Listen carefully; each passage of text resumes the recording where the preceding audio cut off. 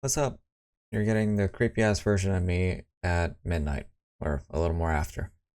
So, this is something that I've actually been meaning to make for a while now, and I've actually recorded this a couple of times in the past, but I never really released anything at all because I felt like one, I needed a bit of experience, a bit more experience over the past year and a half, and two, I kind of felt like I was just rambling and didn't have much to go off of. That being said, with Black Friday on the horizon, as of right now, it's going to be 2 weeks from now, and a decent amount of people increasingly having interest and even being tempted to buy a PC at around this time, a lot of people might be wondering where they need to step on in terms of specs, in terms of performance, and what have you. Now, this is coming from somebody that has been very privileged. I've been very privileged to even own one, let alone afford one, because I have started off first having a pre-owned one.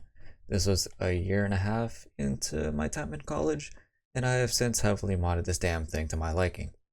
Case in point, the specs that I currently have are as follows.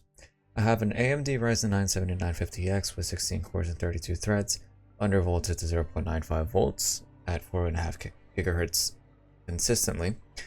64 gigabytes of DDR5 RAM, overclocked to 5000 meg transfers a second, with a gigabyte NVIDIA RTX 5060 Ti, which has 16 gigabytes of DDR7 VRAM, which I have been very lucky to both afford and have without it completely fucking up my brick. 3 SSDs, 2 of them being NVMe, one of them being 512 with the other one being 2 terabytes, and a SATA drive just for clips, which is 4 terabytes.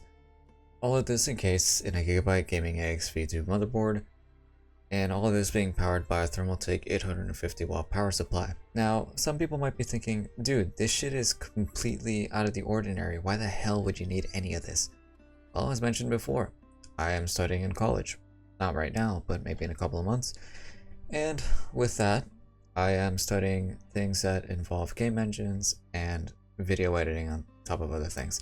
It's also one of the reasons that I've been doing videos more consistently, because I need to get back into the groove of this kind of stuff, and I thought it'd be decent practice. Not just that, but again, I handle game engines, modeling software, and workstations pretty well. The thing is that some people feel like because you have a really beefy computer that it's pretty much a necessity, or in the sense that people would have to run the latest gear or have something that can be absolutely overkill when it comes to having performance or just having raw hardware.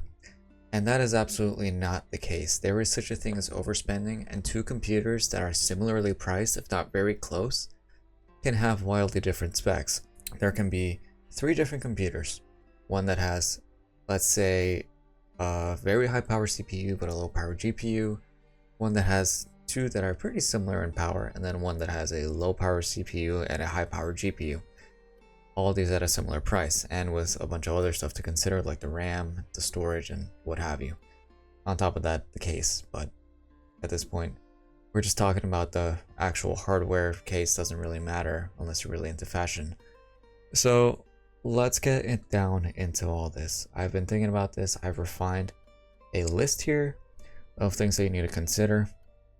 So I figured we could go through all these together, and hey, maybe if you're in the market for a PC or want to build one, then you might want to take a look at all this. So let's begin. So the first part that we need to consider is the motherboard. The motherboard is going to be the most influential thing that you're going to have. It's just going to influence a lot of things. And just to get into the main gist, it's going to determine the form factor of the motherboard. So it can be micro ATX, standard ATX, or eATX. Standard ATX is the one that's typically run, just because the features are pretty good for the consumer. And along with that, you're not going to get anything that is severely underpowered if you don't want to, because a lot of the time, sometimes motherboards can be a limiting factor when it comes to this kind of stuff. And in addition to that, the generation, speaking of which will determine the CPU type and the RAM type. Not just that, but there are 2 specific companies that are being run in terms of the CPU market, that being AMD and Intel. There are motherboards that only support Intel CPUs at DDR4 memory, and there are others that support Intel CPUs at DDR5 memory, and And the same deal for AMD. AMD has DDR4 and DDR5 offerings. You're going to want to take a look at the exact specifications in terms of that to determine what CPU can match with what motherboard, as well as what type of memory that could come into play. Not just that, but depending on the motherboard, they might have different caps when it comes to the memory as well. There can be some that are very weak and only support 64 gigabytes, which even then is overkill for the typical consumer, or some that can go as far as 192 gigabytes, which can be for massive workloads, even though even a person like myself doesn't need to do that unless I'm going last minute for a project, which is highly unlikely. And then comes the CPU. This will go down to the core count, the thread count, their respective speeds, and also going to determine the cooler that you're going to have with that. AMD CPUs, in terms of from the stuff that I have seen, run a little bit warmer than the ones for Intel, even Intel CPUs that have a similar generation and a similar core count. Now that being said, this is because AMD CPUs typically run faster. However, Intel is more affordable, so I would suggest looking into that if you're looking for a budget build, or just trying to pinch pennies wherever possible. Not to say that AMD or Intel are bad by any means within each other. RAM is going to be next, which pretty similar to CPU, capacity and speed. That's going to be in megatransfers per second, whereas CPU is in gigahertz. And typically, you can get away with 16 gigs of RAM just fine. We're not discussing laptops because this is under the assumption that you need something stronger, by the way. Next is GPU, which is ditto to RAM, just capacity and speed, and also depending on the type that you get, AI features, if you actually care about that kind of stuff, which will usually involve things like DLSS and frame generation. DLSS, for those that are uninitiated, you bring things to a lower resolution on picture, at least in games, and they get subscaled to 1080p, for example, using AI. Now, this can lead to higher performance, but this can lead to a bunch of blurring, and in cases like in Battlefield 6 some time ago, it can even lead to some screen tearing, which can be pretty disabling for some people, especially because screen tearing is supposed to be fixed with vertical sync, so that's just one thing to consider. Drives are another thing that you need to consider as well, which is how much storage you're going to have on your stuff. It's pretty similar to RAM, capacity and speed, so there's not too much to discuss there. However, there are different form factors, namely SSD and HDD. SSD is the most common thing that is being run nowadays. There is genuinely no reason to run an HDD, but if you're going to be old school, HDDs are more affordable. But there are two different types of SSDs to consider as well, that being SATA and NVMe. SATA runs a bit slower than NVMe's. They run maybe like 7 times slower at the worst of times, so it's not recommended to use that for games. However, they are just fine looking into pictures or even videos, which I use myself. Power supply is going to be the last thing that you need to consider, because the CPU, RAM, and GPU are major powerhouses when it comes to getting wattage. So I highly suggest going to Newegg and using their wattage calculator and looking at the specs that you have so that you can consider a good power supply. Now, admittedly, the one that I have is a bronze tier rating, but it's 850 watts, which is perfectly fine. Not just that, but depending on the rating, it can be pretty safe to use when considering other higher tier parts. Now, all this will affect the case, naturally. Now, the biggest thing that will affect the case is the motherboard, because the motherboard size will determine the amount of placers, or the amount of slots, as the spacers usually come in the form of these tiny pillars on the back of the motherboard. The normal size ones carry 9. There can be some that can be a bit smaller, and you can fit that to however you need. And of course, fans. Fans will also be affected by the case, because some can hold 120 millimeter fans, others can hold 140 millimeters, and they can have varying numbers between having intakes and exhaust. By the way, make sure you have an even amount of intakes and exhaust fans just to be safe, and make sure that they're all the same size and the same direction in the same side that you put them in. Just to add a small tip there, which might be common knowledge nowadays, honestly. Now, I mentioned before that there can be such a thing as paying too much and here's what I mean. I'm going to get into certain specs that can go from casual gaming to the consumer workload, which is the stuff that I typically use, or should be using it for rather. Now, let's look at casual gaming.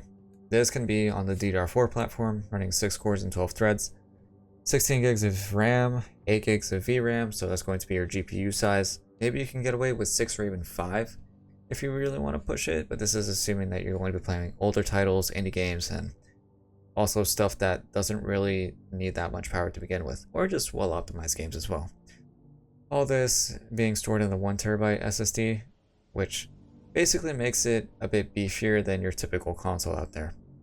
And with the added bonus of being able to browse, because consoles, despite their specs being specifically built for games, they're not the best when using them as web browsers. For higher end gaming, you can still stick to the DDR4 platform, as several of my friends stay in that to this day, running 8 cores, 16 threads, 32 gigs of RAM, 16 gigabytes of VRAM, and a 2TB SSD. This is for certain games that are a lot more higher end, or just might be incredibly demanding, like Stalker 2, the Battlefield series, or any game that runs on Unreal 5 really. Finally, there's the consumer workload, which is what I typically use, and as you've seen from my specs, they're pretty beefy.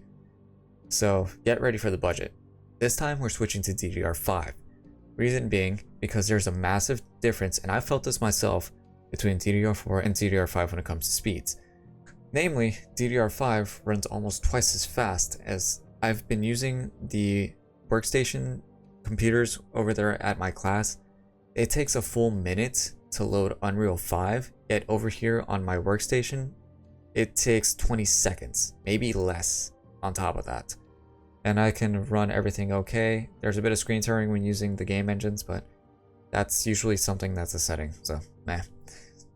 So yeah, case in point, if you're going to be using a lot of programs and demanding ones at that, I highly suggest DDR5, because not only is it the fastest thing yet, but it's also the one that is still having support to this day. There's plans to keep this running for at least another couple of years. But anyway, we're going to be having 16 cores and 32 threads, which is the typical thing. Even on DDR4, there were still 16 core CPUs being used.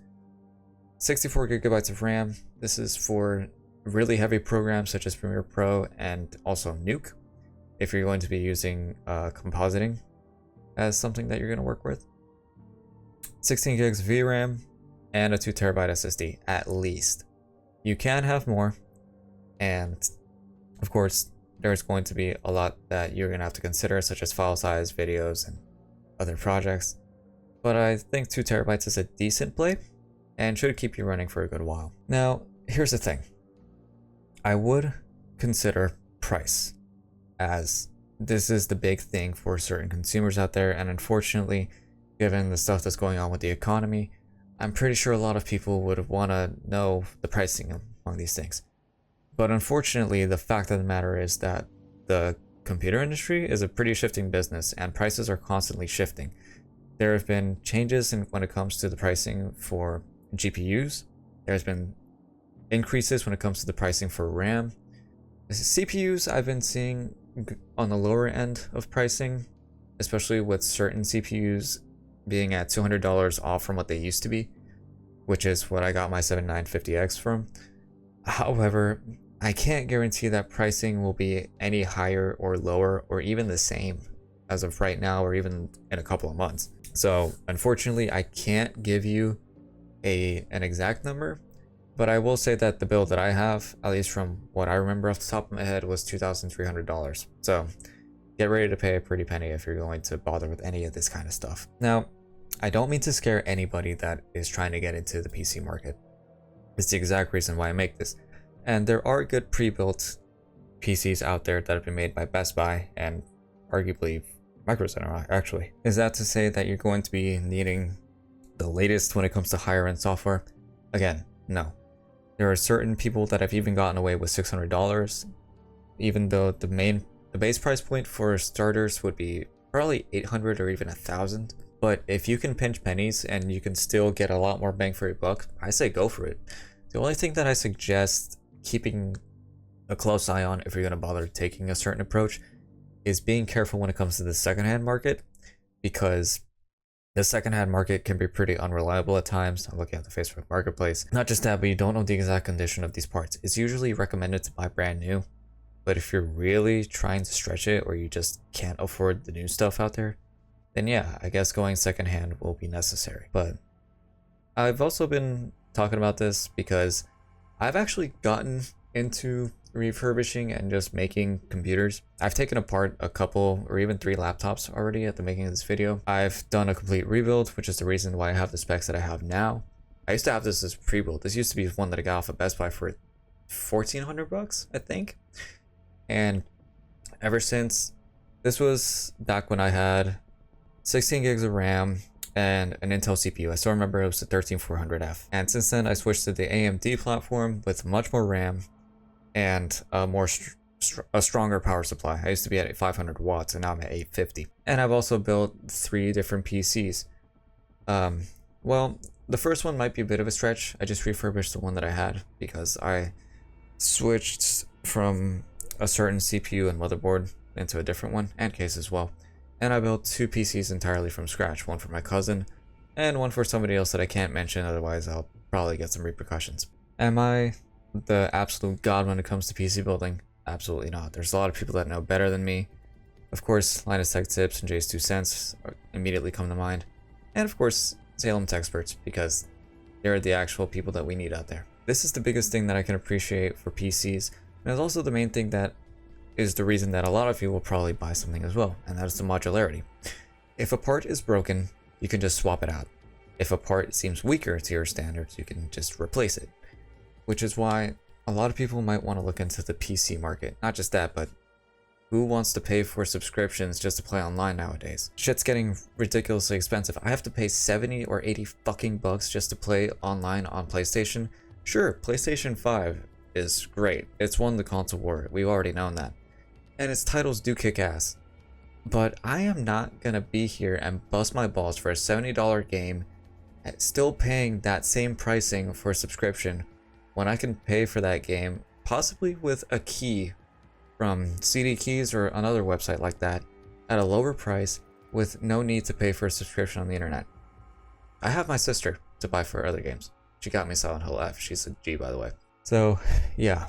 Just, again, major takeaways from this, if there are any. The PC market is definitely something to look into. If you need something, if you just kind of want something that can run games really well and also multiple applications at once, just be wary of budget. Be aware that there is such a thing as overspending if you're just going to use it on games. Know what you're buying, know where you're buying it from. Always buy new if you can. And just, if you can try to min-max certain things, then I say go for it. Just one thing.